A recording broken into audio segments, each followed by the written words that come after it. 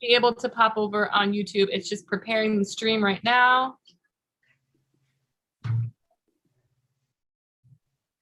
I'm doing a giant one. That is so cool. You guys got a full-size one. That's awesome. Okay, it is live on YouTube now, so you should be able to click that if you want to hop over there. And got a few people in the waiting room.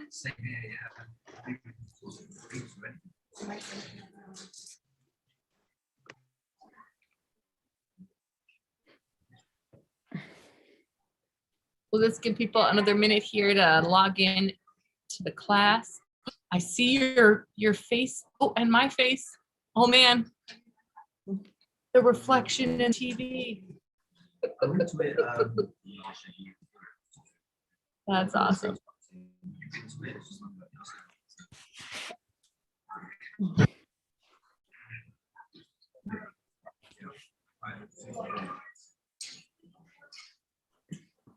How have you been doing your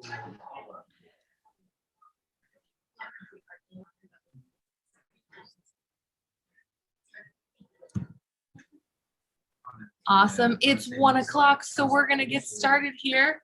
Welcome to our virtual workshop at our 11th annual Unglued Craft Fest. We are doing the barn quilts during this hour, so if you're here for that, you're in the right place. I'm going to go over some hot tech tips before we get started, and then I'll introduce Amy Jo. She is our instructor today, and she's going to take you through how to make these fabulous barn quilts today. So we'll get started here.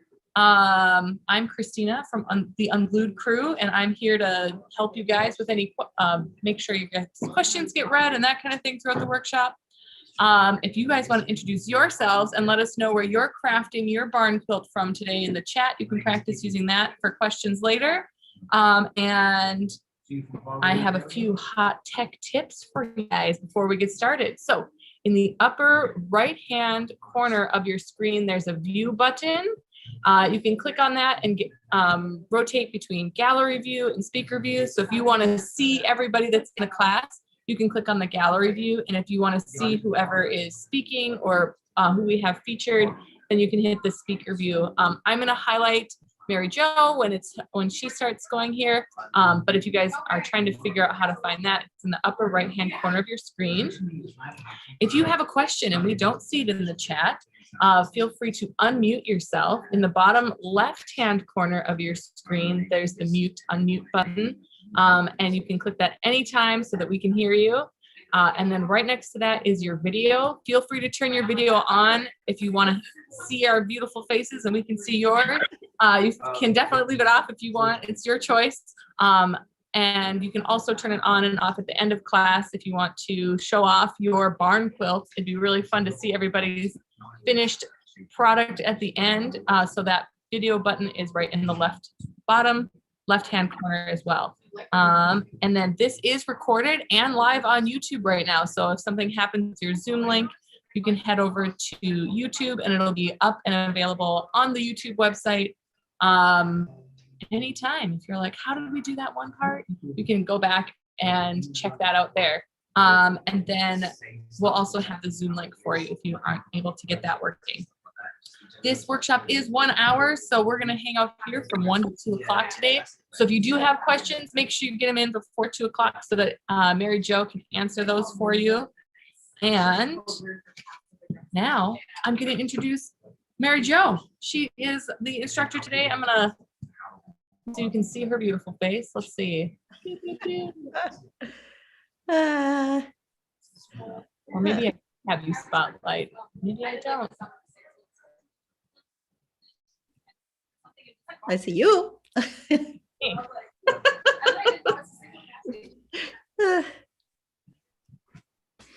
There we go. Spotlight.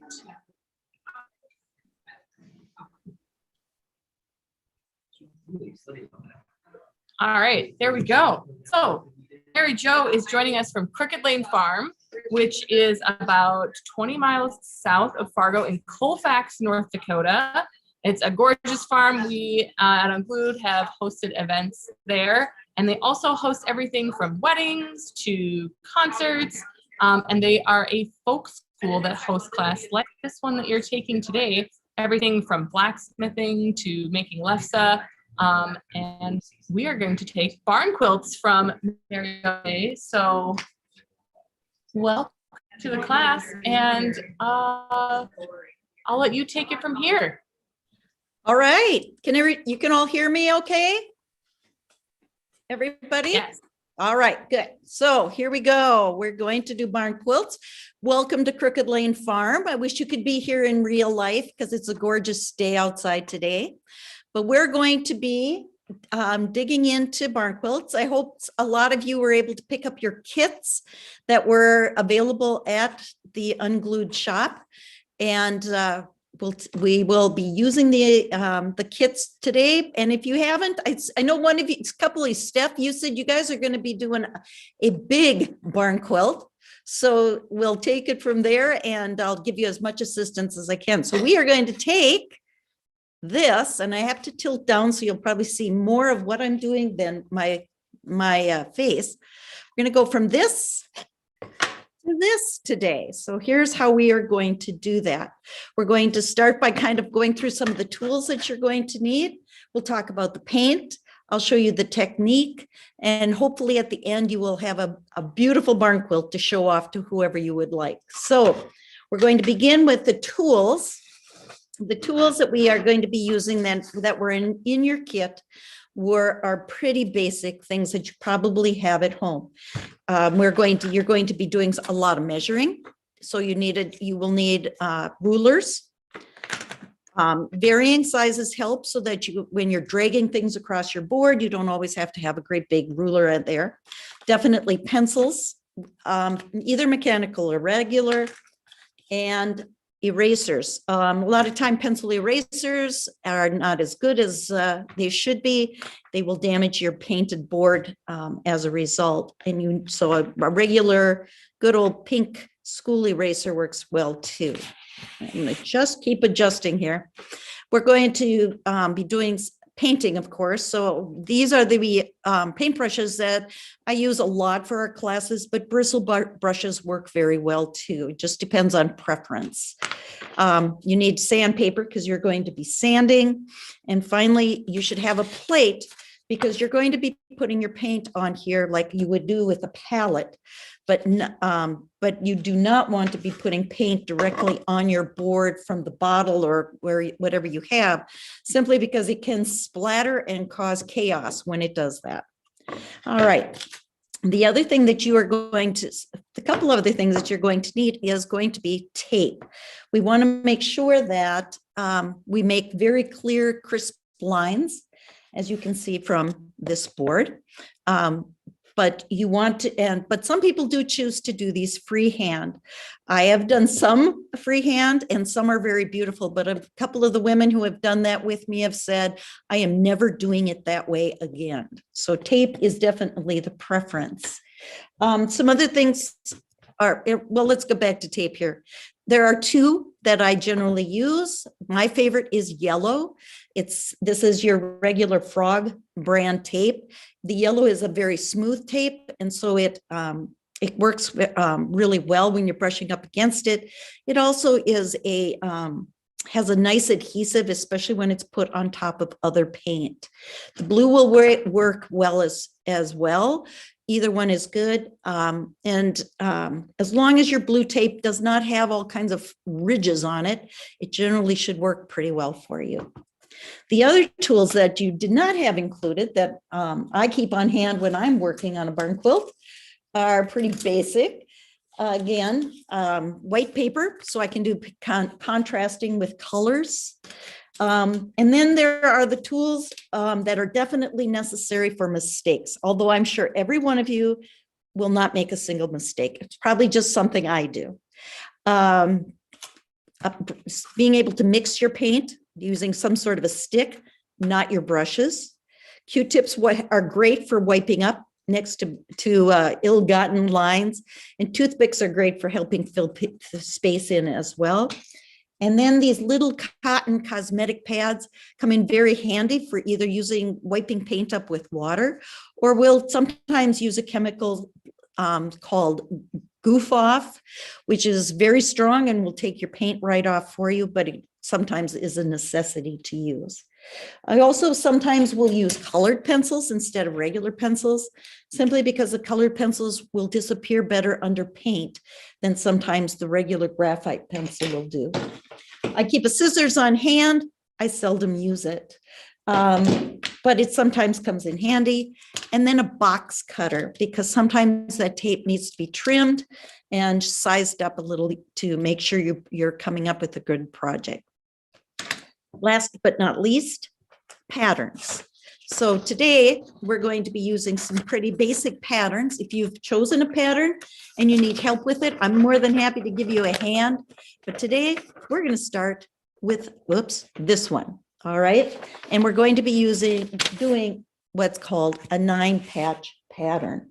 So to get you started, the very first thing we're going to do is we're going to take your plain white board, grab some sandpaper, and we're going to sand this guy down because we want to make sure that it is as smooth as possible.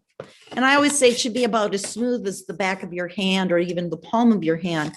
It doesn't have to be baby butt smooth, but the smoother it is, the easier it is for you to get your lines on it, as well as being able to keep the paint from running. So I'm gonna have you take about 2 or 3 minutes and sand this guy down. And while you're doing it, what I'm gonna want to just share with you is that barn quilts have a really fun history. They go back not that many years, to the early 2000s. They were the result of a woman painting a small barn quilt that she wanted to put on her mother's quilt shop. The neighbors saw it after she got it up. They loved it and they began painting them. It's spread certainly because of social media, but also it's just become a very fun tradition.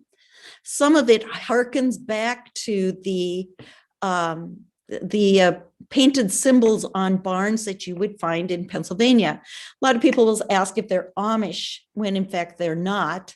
But they are Pennsylvania Dutch, and the Pennsylvania Dutch would have had hex signs that they put on barns to show their ethnicity as well as their wealth. So hopefully by now you've got your board sanded down. And the next thing that we are going to be doing is we're going to take a look at our pattern and make sure that you have a pattern that you're ready to use, as well as talk about the paints that you're going to be using and the colors. So when I have people use paint, which you have to have people use paint, usually I start with pretty much your craft paints. Okay, get used to this camera. Here we go. These are come in these little tubes. You can find them for anywhere from 50 cents to $1 at a craft shop, or simply like at Walmart. I also recommend that you choose a matte color or a flat paint, because the tape will peel away from the matte coloring better than it will a gloss. The gloss colors tend to have a chemical in them that will lift and tear when you pull the tape away from it. So today I'm going with yellow and purple or blue. So these are the ones I will use. This is an acrylic quick drying paint. A lot of times though, if you are going to be putting a barn quilt outdoors, you're going to want to use an outdoor paint, depending on the size of the barn quilt and depending on where it's going to be positioned. So these are paints that you can find. I find these at Menards. They're called a patio paint, and they are weatherproof. They work really well, and they run a little closer to $3 a bottle. Now, when I do outside barn quilts, I will use these as well. And when I complete the barn quilt, I allow it to cure for a couple of weeks and then put on a really strong spar varnish. And the spar varnish is the kind that you use on boats. So it repels water really quite well, and helps protect the board from warping, as well as your paint from running or chipping off. All right, so back to the pattern. The pattern I'm going to be using is this one. It's very basic, although it has some intricacies that make it a good teaching pattern from my standpoint. This is called an Ohio star, and it can be done in a variety of different ways. Every time it's done, it turns out looking different for different people, and there's a lot of variations, but it's a good starter barn quilt. So the next thing then is that if we look at this, this is considered a 9-patch pattern. So we're going to kind of try to look beyond the design and look at the squares behind the design. So there's 1, 2, 3, 4, 5, 6, 7, 8, 9. If you are a quilter, this makes perfect sense. You've used patterns before and you can recognize the dimension that goes into it. The first thing though that we are going to want to do is we want to transfer the 9-patch onto our board. So to do that, this is where math kicks in. Our board, the ones that we're using today, these are 6-inch boards. So 6-inch by 6-inch. I want to get 9 little squares on here, all the same size. So starting by, I know that because I have to have 3 going across the top. 6 divided by 3 is certainly 2. So each square will be 2-inch by 2-inch. I mark using my ruler, my board, like this. And I just put a little tick at the 2 and the 4. I'm going to do that around the entire outside on each side of this square. So it will, I can then connect the lines accordingly. So we are going to be going, where's my, sorry. Our board is going to go from this to this. So I'm going to give you again a few more minutes so that you can draw those lines on your board. Again, the tick marks, connect to your little marks and draw in, oops, there we go. Draw in the lines until you get to this. All right. So while you're doing that, I'm going to tell you a little bit more about barn quilts. All right. Everybody, how's everybody doing? I should ask that first. Any questions? Everybody okay? There's one question in the chat, and someone's wondering the difference in materials for large barn quilts too. So like the one you have out at the farm, is that a 4x4 foot, or like what size material do you consider for each size barn quilt you're working on?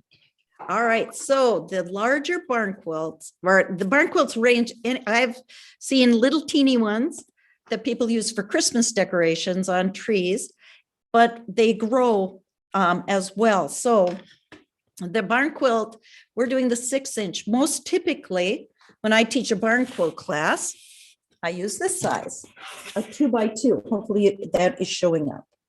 I also will use a little bit smaller board on occasion as well.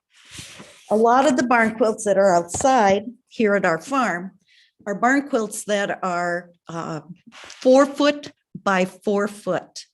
The biggest barn quilt that I have done is an 8 foot and by 8 foot, and that is on the end of our barn. An 8 foot, when you get to that size, you end up doing those in 2 pieces of wood, 2 4x8 pieces. The wood that we choose is usually a pine plywood, although we will use specifically designed boards for outdoor signage.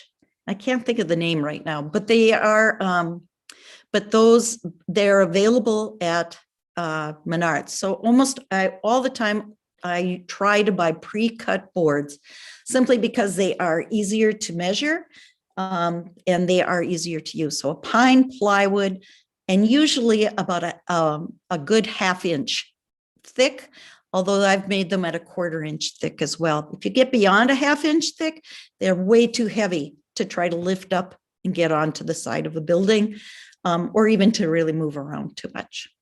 Okay, Let's see, while you're working, I'm gonna take a look here. Oh, thank you, Beatrice. This is a fun place. And hello, Emily. Let's see. I think I got it. 4 foot by 4 foot for you, Katie. And about a half an inch. It should be in half an inch thick. Okay. All right.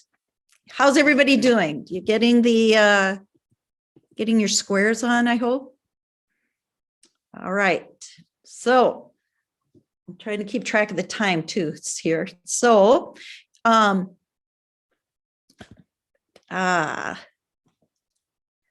yay. I will see you next Saturday. We do have a regular class next Saturday too. So those are always a lot of fun. Okay, here we go. The next step is we have got our squares and we want to transfer now our pattern onto our wood. So I always take to look at my pattern. Okay, come here. We'll replace this and thinking about each of my squares having a number on it like this, which then I am able to transfer, although I don't really want to write on my board, but I will mark these so that you guys can kind of see them too, is that moving from paper to wood. So square one, square one, square two, square two, square three, square three, like that. All right. So we'll take those and then we look at our pattern. Square one has absolutely nothing drawn in it.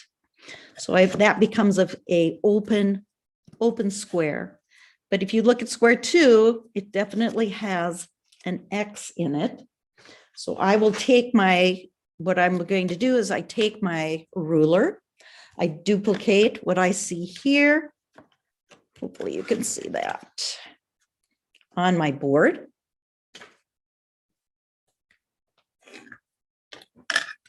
Like this. And again, this is pretty much the standard way of marking your boards. Sometimes your patterns will get to be a lot more intricate. All right, so back here to 3. And 3 on here, of course, is an open as well. Pretty self-explanatory from here on out. Number 4 would need an X on it on through the pattern. So ultimately, your finished pattern would look like this. All right, so I'm going to give you some time to go ahead and put your pattern onto your board. And if you would like, what I would love to see is the patterns that you're doing.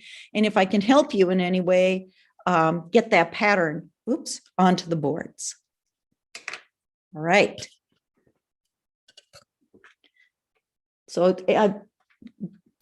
starting with a very basic pattern really is a great way of doing this. Patterns get very, very intricate sometimes, but when we're painting a barn quilt, if we get too minute into our pattern, it doesn't show up when you are looking at it, say from a distance, or when it's outside or used as a decoration. I've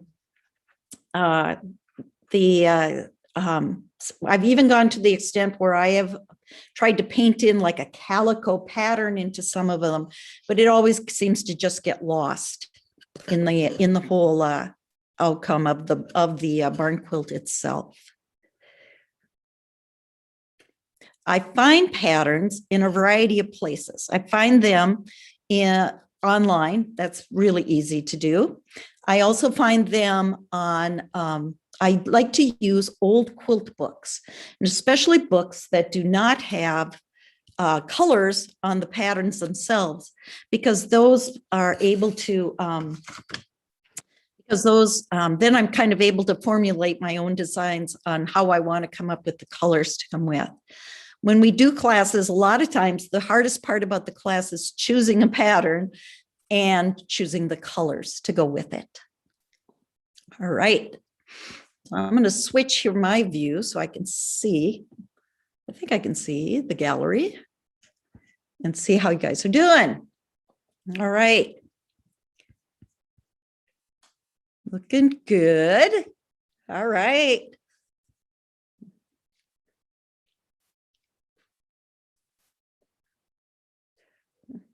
Okay, you got, let's see, this, Steph, you guys look like, do you have square boards? Okay, all right.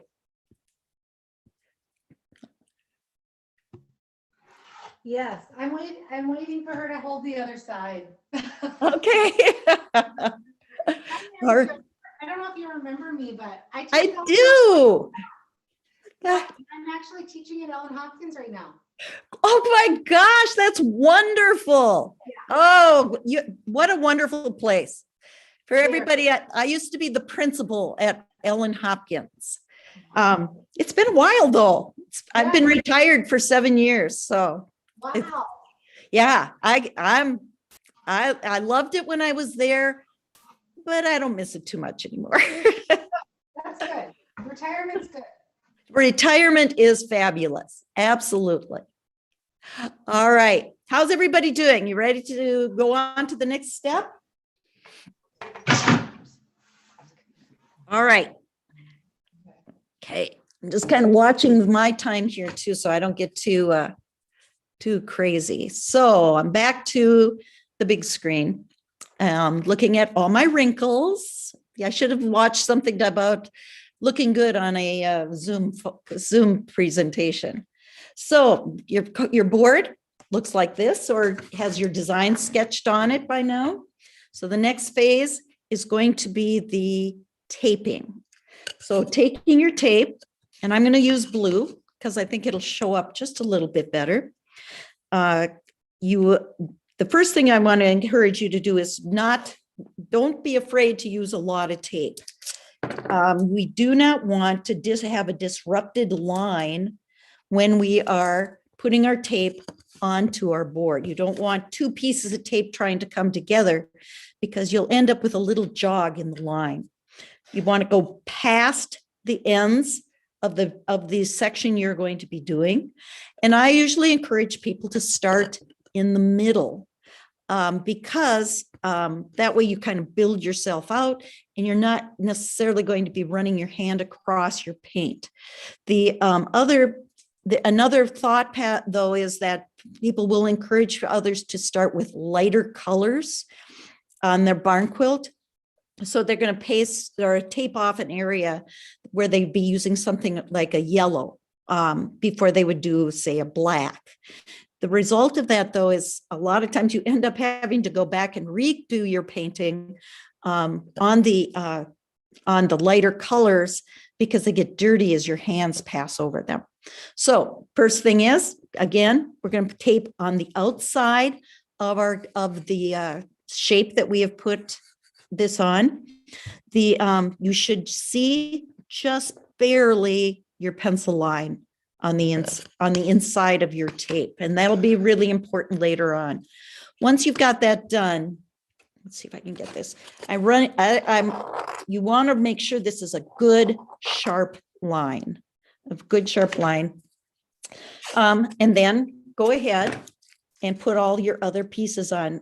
One thing that folks seem to want to do is they want to try to do more than one area at once. And we'll talk a little bit more about that, but I encourage people to make sure that you are doing just one spot at a time because we don't want to have to cut or maneuver our tape any more than necessary.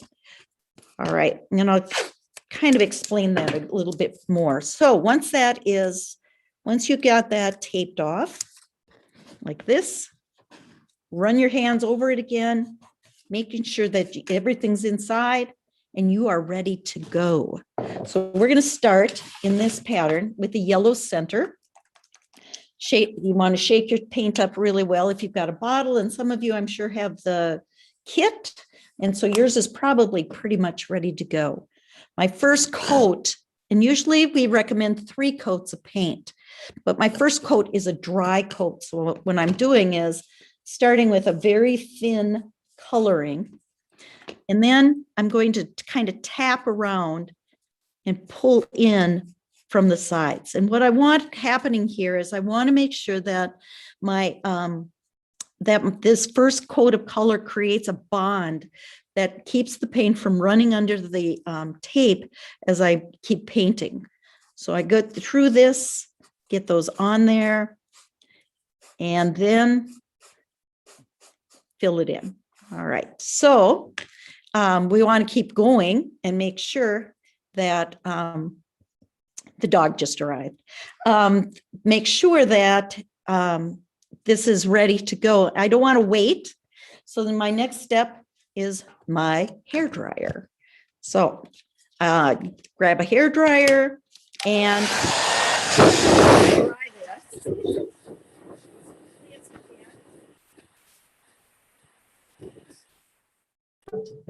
Goes fairly quickly, and you can move on to your next couple of coats. So I'm going to go ahead, put my next coat on. This one now does not need to be as thin as the first one.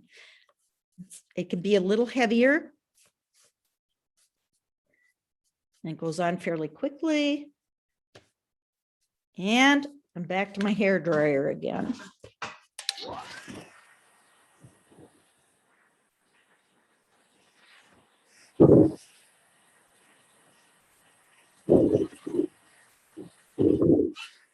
All right, so as soon as it looks like it's ready to have that final coat on, I can put a third coat on here. Like this. And one last time.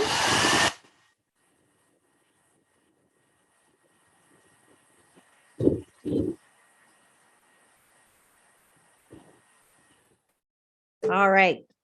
Now, the big moment of revealing. What happens here is that the board is hot, it has some warmth to it. So I do want it to cool a little bit, but I should be able to pull off my tape. As you are working with different colors, I want to let you know that there are some colors that do not cover very well. Usually reds and usually yellows are very hard to cover up the pencil lines or any kind of marking that you may have put underneath. So I've seen folks write the word, in this case, write the word yellow, paint over the word yellow only to see the word coming through. All right, so that said, we pull away from the paint when we're pulling off. Like this. And there's our first painted spot on the board, ready to go. Painting or using a hairdryer is great. It speeds up the process, but we have to still be fairly gentle with the paint that we're using. I'm going to give this one last blast.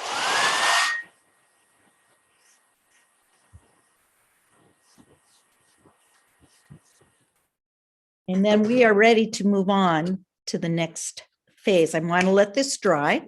The next thing we're going to do is we're going to continue taping but now move to another color.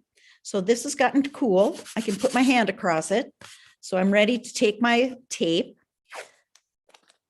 And I'm going to go ahead and start my triangles. So I put on the tape again. And maybe I should stop for a second too and just say, anybody have any questions before we continue? I should look here. If everybody's cool, we'll just keep going. All right. Again, getting that pencil line inside. Like so. Whoops, sorry. You don't need to see my face while I'm talking. And now comes the tricky part. We're going to be crossing our new yellow paint right here. So we're going to put on our tape and we're going to really focus, get it close to that edge but we're going to do whatever we can to not have too much tape going over our already painted surface. So we'll push down here on the edge, but we'll just leave it up a little bit. All right, so another section ready to paint, push down. But before we paint, because I know I'm going to be using my blue paint here, and I know that my pattern is going to be blue, blue, blue, blue, blue, blue, I can go ahead and tape a couple more triangles. But I want to but obviously I can't do this one because my tape will overlap. So there are ways to continue working with that. But mostly you just want to paint the areas that are accessible. So we're going to go and continue to put on your tape. So I hope everybody's getting your tape on. Right. All right. And again. So I have been making these for about 10 years. The first ones I did were disasters. They looked awful. They peeled right away. So it took a lot of trial and error to get to a point where they were working out pretty well. I've always loved quilts. And so but didn't really have the patience and the time to do the sewing. So this was my alternative to quilting. All right, so again, taped. I can still get at least one more over here. So I can go like this. Now I think I'll just jump over here a little bit. All right, get that down. The nice part about having a workspace here out at Crooked Lane Farm is that I'm able to set up barn quilts and kind of work on them as I want. And I don't rely quite as much on the hair dryer to do dry things up. So I can come out, put on some paint, and then go do something else and then come back when things have dried. All right, I'm ready for my blue. It's now just real quick, just to show you how sometimes cutting the tape can be helpful as well. Is if I really wanted to continue, say over here, I can take my box cutter and my ruler. I can lay that down right where I would want my tape to be cut. And this is just an example. So it's just to show you. Running a quick line through it. All right. And pulling that off in a nice straight line.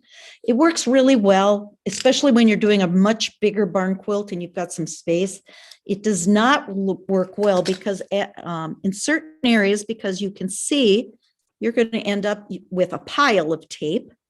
And when you get layers and layers of tape, it'll create like a spot in your barn quilt where things kind of get gummed up together. So it is an alternative. It does work, but it doesn't necessarily make the job go quicker. All right. How's everybody doing with taping? Everybody doing okay? I'm going to take a look. If you guys can show me how you're doing. Again.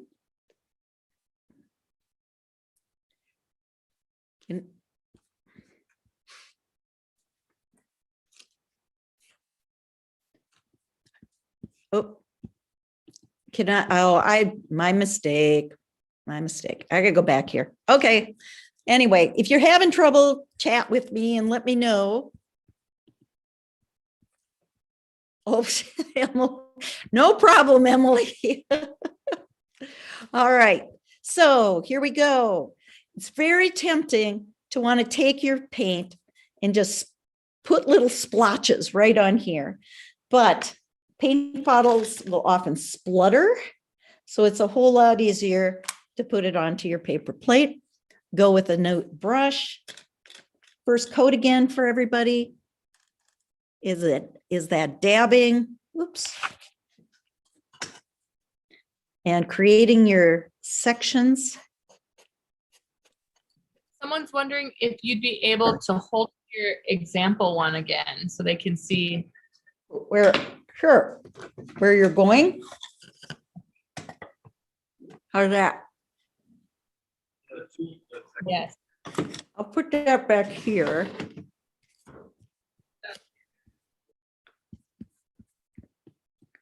Right. All right, okay. How's that? Can everybody see it? That's the design we're going for. All right, back to here. Again, nice dry coat.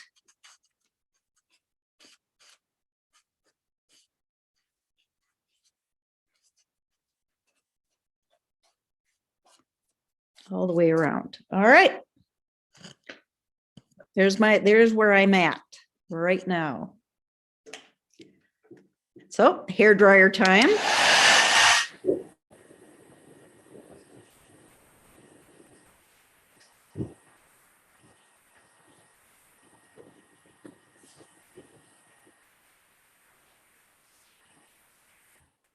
All right, on to the second coat.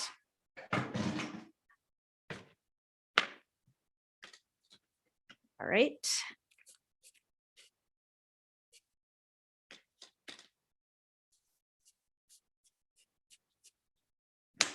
More paint.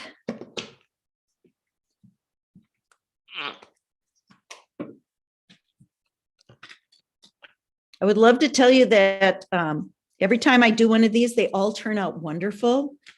I've had some pretty weird color combinations that did not. All right. I'll let you all keep painting and drawing, and I'll see what I can do about answering some questions. Okay, got the sample here again.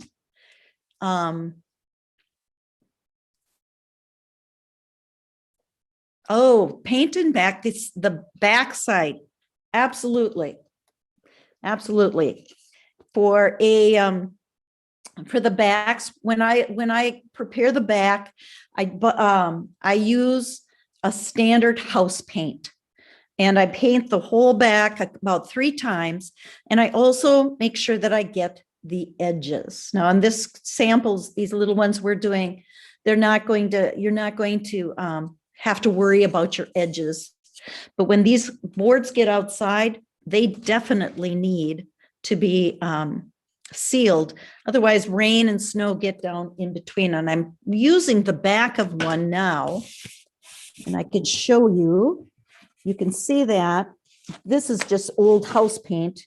And usually what I'll do is go to like a Menards or a paint store and pick up the stuff that nobody wanted, basically, because it's usually very cheap, but it's also usually very good quality paint. All right. And you can note too that the sides have been painted as well, so that I can make sure that this board would be safe outside. All right, back to, I lost it. Oh, there it is. Back to these. I need to do a quick blast on mine.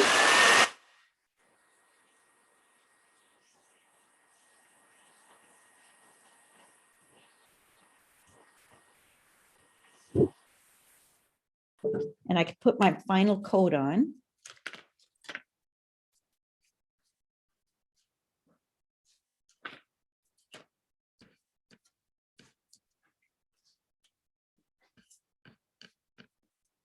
All right. And the quick drying.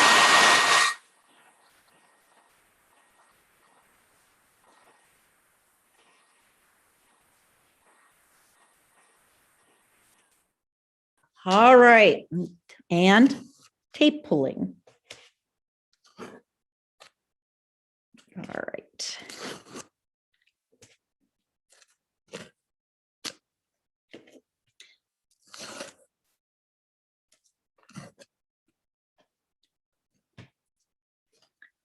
All right.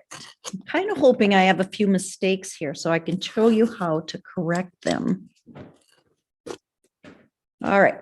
And if you will look, I don't know how close I can get this. That's tape, not paint. Get that off of there. That's from our cut. All right. This one actually bled a little bit. And part of that is because this board was not sanded as well as it maybe should have been.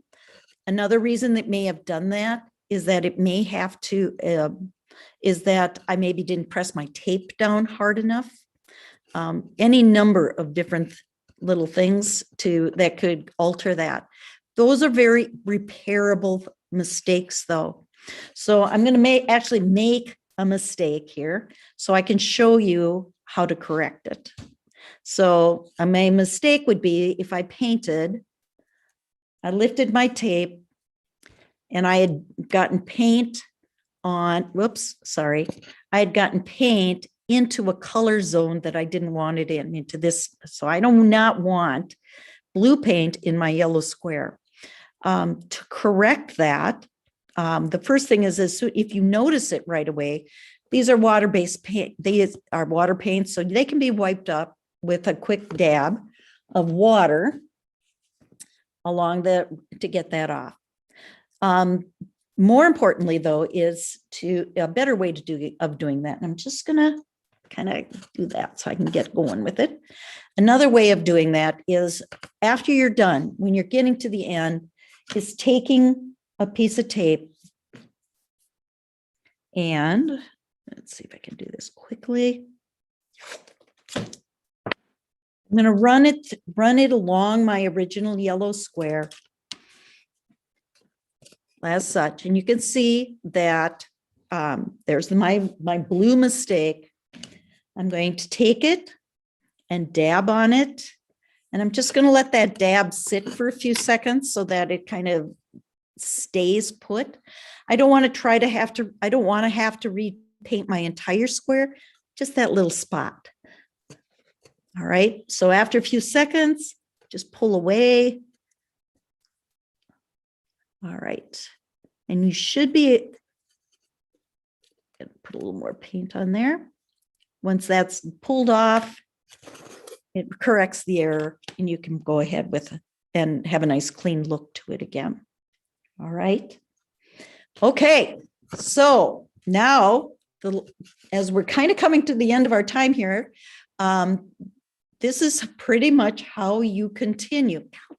There we go. This is pretty much how you continue through the entire development. So your next step would be to paint, would be to tape your next squares and get yourself all the way around and filling in all the areas. Once your barn quilt is completed with your basic design, you still can add other features to it. One is a border.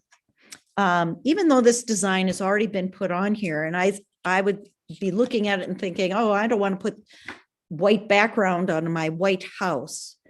What I can do is I can add a border after the fact. And to do that,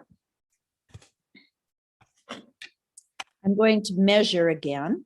In this case, I'm going to measure about 1/4 of an inch, or excuse me, I'm going to go with 1/2 inch because I think it'll be a little more visible.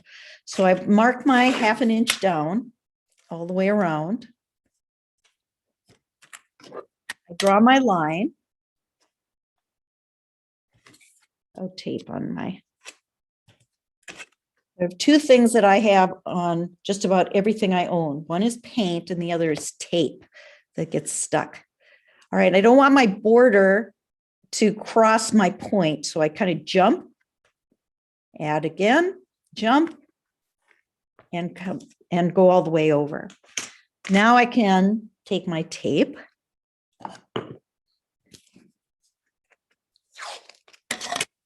Again, it takes a little patience, but I can go like this, take part of the line, and then cover my tip. And I'm going to show this is also another error thing that people have trouble with once in a while. When you are painting paint next to the paint, you have to make sure that you can see a tiny little edge of your paint, of your first color, on the new side of the tape. So I guess that's, there we go. So you can see I have this tiny bit of blue showing through, even though I'm going to paint this a different color. Then I'm able to go in, do my painting. That was really a bad taping job here. I didn't get on the line very well. That's all right. All right. All right. And as you can see, now my border is going to look like it's coming behind my original design. And it helps things kind of pop out a little bit more. Another thing that people like to do is they'll look at it and they'll say, oh, it's so plain. I want to try something. I'm going to add something more to it. And you still can do that. A good example is adding to that center square in the middle here. And you can do any number of things. You can either add another little square inside your square. You can add a diamond shape or something in there as well. A lot of times when people have a middle like this, they will put a initial. So it's like maybe in my case, a letter S in the middle. Other embellishments are sometimes added, like metal stars, different things to kind of personalize, as well as kind of give a little more dimension to the barn quilt itself. So hopefully everybody, you are still able to keep painting. Do you have any more questions? Oh, the best way to add an initial is, I would suggest a couple of things. Finding an example that you can, from a quilting book, where so you could add using the measurements itself of the board or of your design. The other is finding an initial, say at a craft store, painting it and then adhering it to your board using, what I would do is use like a Gorilla Glue on it, and then put it on and let it stick so that it will stay on there. I've also used a nail gun to put something onto the board as well. Okay. Any more questions?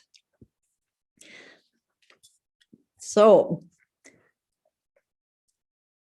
let's see, there are a few other things I was going to tell you about barn quilts is you don't need a barn to have a barn quilt. Barn quilts can be found on fences, houses, a lot of outdoor things.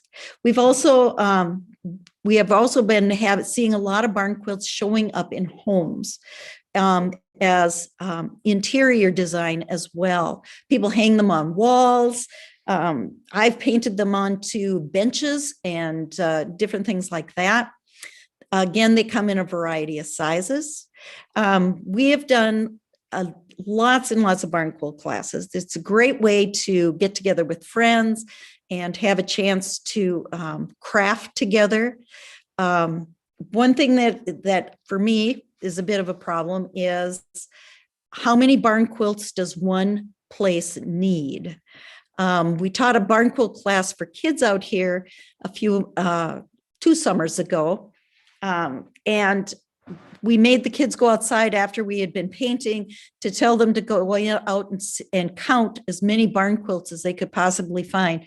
And they came in with like 16, 20. So we're not even sure how many there are out there, but there are quite a bit. We also have one thing that we have done here, and I think if you got your kit, you would have found, let's see, where's my stuff? You would have found a flyer that looks like this. And it talks about the Red River Barn Quilt Trail. Barn quilt trails are when individuals get together and they create a driving trail for people to go around to see barn quilts in a certain area. This is an example of the one that we have here. We have barn quilts within probably within a 30-mile radius around us at various homes, mostly going south along the Red River. This is our farm, actually, and so that is actually the big 8-foot barn quilt that's on the end of our barn. But barn quilt trails have been really a boon to the to local economies, because when people come into a community and want to drive around and look at barn quilts, they come in and do a lot of other things as well. They stop for lunch, they stop for coffee, they might have to get gas, they'll shop, whatever attractions are out there. So especially in states like Iowa, Ohio, they have done a lot where they have developed the barn quilt trails to draw in commerce to certain areas. We always say ours is still in development, but if you come down to our area, we can point you in the direction to go for lots of different barn quilts that can be found. Barn quilt trails can be found in every single state, and they can also be found a lot in Canada. When friends of ours travel and are driving around, they'll often text back and show me pictures of barn quilts that they have found along the way. All right, so any more questions? I hope you're all busy painting away and that you'll be able to finish up your first barn quilt. And unless you don't, and if you have other questions, don't hesitate to get a hold of me. I'm happy to answer barn quilt questions. I'm a little obsessed with them, and I do love doing them. I know that some of you will be out here again to paint next weekend. We will be doing our next barn quilt class next weekend, and again during the summer. All right, so now can I see how you're doing on your barn quilts? All right, let's get rid of that. Going to gallery, here we go. Whoa, beautiful. Wow. All right, you guys are on a roll. How's it go? Okay. Oh, neat, very cool. I love it. Oh, all right, perfect, perfect, perfect. You guys are all going to get A's. You don't have to worry about passing the test. You've got it under control. All right. Last couple of things. Barn quilts go really well with coffee drinking, but I find that wine drinking with barn quilts is probably the best. Again, one last thing. We do have a Red River Barn Quilt Trail Facebook page. There are a lot of barn quilt trails that have Facebook pages, but I recommend checking out a Facebook page called Barn Quilt Enthusiasts. These folks are they are fun, they are encouraging, and you will have lots and lots of ideas that you'll be able to see and try, and they will give you really positive feedback on your barn quilts as well. Some people have said to me that they find that this is addicting, so I have to caution you about getting too involved with barn quilts. But I love it when folks send me their continual progress as well as the new barn quilts that they are doing. I've had a couple of people ask if there is possibly a support group for people who do too many barn quilts. All right. So with that, I think our hour is coming to an end. I think you're right, Mary Jo. Thank you so much for coming on and telling us all about barn quilts today. That was really fun to have you. And if you're going to craft it in the future, definitely look up Crooked Lane Farms and get crafty with Mary Jo. Again, I'm sure we'll be doing some Unglued activities out there in the coming months. But thanks so much, and I hope you guys all have a wonderful rest of your Saturday.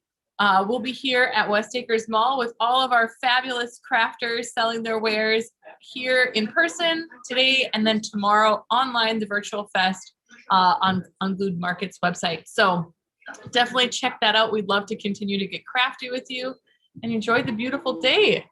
Absolutely. Thanks, everybody. Let me know if you get hooked on barn quilts. Bye-bye. Have a great day, everybody.